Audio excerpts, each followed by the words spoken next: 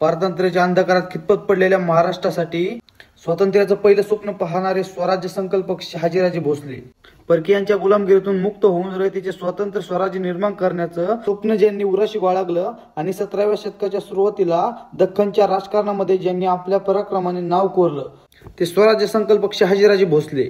वेरूळचे भोसले घराणे पूर्वीपासूनच प्रसिद्ध होते. मालोजीराजे भोसले या घराण्यातील पराक्रमी सरदार होते. रयतेविषयी त्यांच्या मनात अतिशय प्रेम आणि जिव्हाळा होता. मालोजीराजांकडे वेरूळची पाटीलकी होती. याच मालोजीराजे आणि दीपाबाई उर्फ उमाबाई यांच्या पोटी 18 मार्च 1594 रोजी वेरूळ येथे शहाजीराजांचा जन्म झाला. शहाजीराजे अवघे 5 वर्षाचे असताना त्यांचे वडील मालोजीराजे इंदापूरच्या लढाईमध्ये धारातीर्थी पडले. वडिलांच्या मृत्यूनंतर शहाजीराजांना जहागीर देण्यात आली.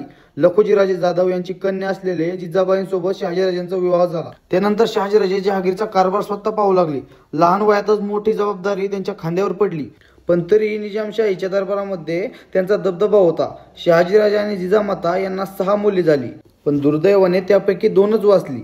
त्यात थोरले संभाजीराजे आणि धाकटे शिवाजीराजे महाराज होते. जिजाऊ आणि शिवबा बंगळूरमध्ये शहाजीराजांसोबत वास्तव्य करत असताना शहाजीराजांनी आपल्या 2 मुलांच्या शिक्षणाची उत्तम व्यवस्था केली होती. 17व्या शतकाच्या सुरुवातीला दख्खनमध्ये शहाजीराजांना प्रचंड संघर्ष करावा लागला. मग तो आदिलशाही सोबत असू किंवा निजामशाही सोबत असू किंवा मोगल असू, त्यांच्या विरुद्ध सतत लढत राहिले. शहाजी महाराज हे एक महत्वाकांक्षी मराठा सरदार होते. दुसऱ्यांची चाकरी करण्याचा त्यांचा कदापि मानस नव्हता. मराठ्यांचे स्वतंत्र राज्य असावे असे त्यांना मनोमनी वाटत असे. पण बलाढ्य मोगल असताना आणि दक्षिणेत आदिलशाही आणि निजामशाही असताना त्यांनी सुरुवातीला निजामशाहीमध्ये राहून आपल्या पराक्रमामुळे तेथे आपला दबदबा निर्माण केला. शहाजीराजे निजामशाहीत असताना मोगल आणि आदिलशाह या 2 सत्तांच्या विरोधात भातवाडीमध्ये 1624 साली झालेल्या लढाईमध्ये शहाजीराजांनी मोठा पराक्रम केला.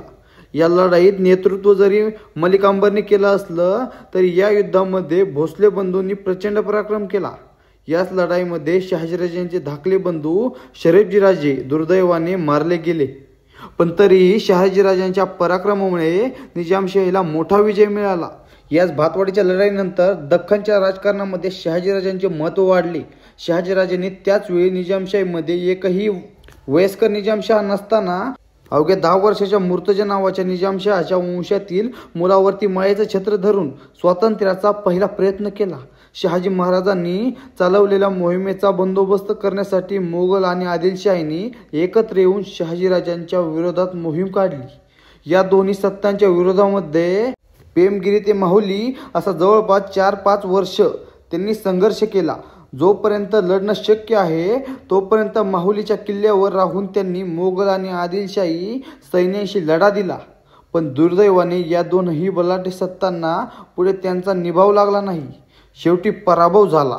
पण त्यांचा पराक्रम पाहून खुद्द आदिलशाहीतून त्यांना जहागीर देण्यात आली. माहुलीच्या लढाईमध्ये शहाजीराजांना पराभव झाला असला तरीही मराठा सरदार राज्य करू शकतो, तो सुद्धा राजा होऊ शकतो असा विश्वास दख्खनच्या इतर सरदारांच्या मनामध्ये शहाजीराजांच्या पराक्रमामुळे निर्माण झाला होता.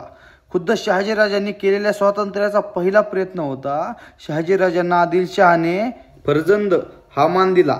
कर्नाटकच्या मोहिमेमध्ये शहाजीराजांची कामगिरी अस्मरणीय होती. कर्नाटकातील हिंदू संस्थानिकांचे संपूर्ण उच्चाटन न करता शहाजी महाराजांनी आपापल्या मुलखामधलं त्यांचं अस्तित्व कायम ठेवलं. यावरूनच शहाजी महाराजांच्या उदार धोरणाची आणि स्वकीयांबद्दल त्यांना वाटणाऱ्या आदराची आपल्याला प्रचिती येते.